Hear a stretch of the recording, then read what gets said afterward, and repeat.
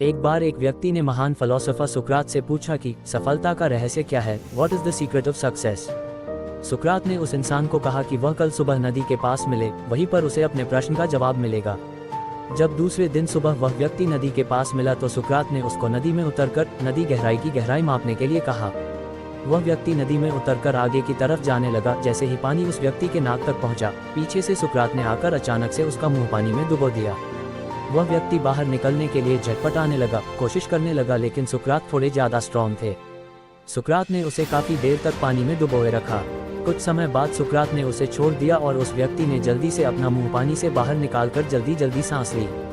सुकरात ने उस व्यक्ति से पूछा, जब तुम पानी में थे तो तुम क्या चाहते थे?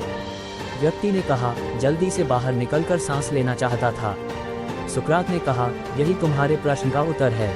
जब तुम सफलता को उतनी ही तीव्र इच्छा से चाहोगे जितनी तीव्र इच्छा से तुम सांस लेना चाहते हैं, तो तुम्हें सफलता निश्चित रूप से मिल जाएगी।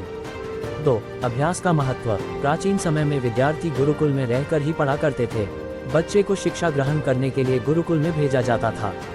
बच्चे गुरुकुल में गुरु के सानिध्य में आश्रम की देखभाल किया करते थे और अध्ययन भी किया करते थे।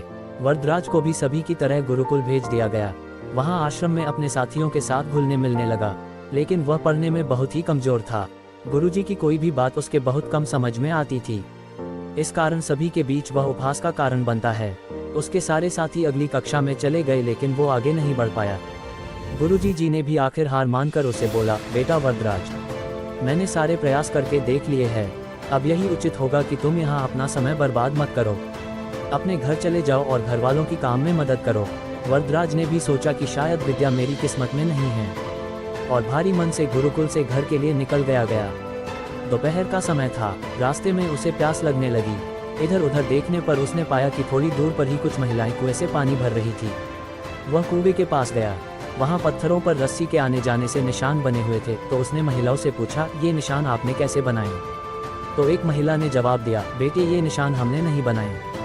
ये तो पानी खींचते समय इस कोमल रस्सी के बार बार आने जाने से ठोस पत्थर पर भी ऐसे निशान बन गए हैं। वरदराज सोच में पड़ गया।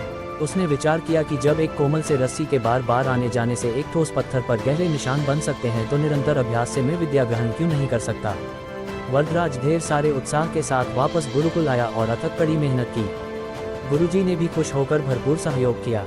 कुछ ही सालों बाद यही मंदबुद्धि बालक वरदराज आगे चलकर संस्कृत व्याकरण का महान विद्वान बना, जिसने लघु सिद्धांत कौमुदी, मध्य सिद्धांत कौमुदी, सार सिद्धांत कौमुदी, गीर्वाण पद्मंजरी की रचना की।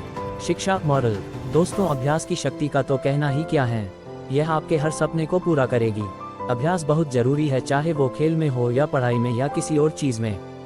बिना अभ्यास के आप सफल नहीं हो सकते हो। अगर आप बिना अभ्यास के केवल किस्मत के भरोसे बैठे रहोगे, तो आखिर में आपको पछतावे के सिवा और कुछ हाथ नहीं लगेगा। इसलिए अभ्यास के साथ धैर्य, परिश्रम और लगन रखकर आप अपनी मंजिल को पाने के लिए जुट जाए।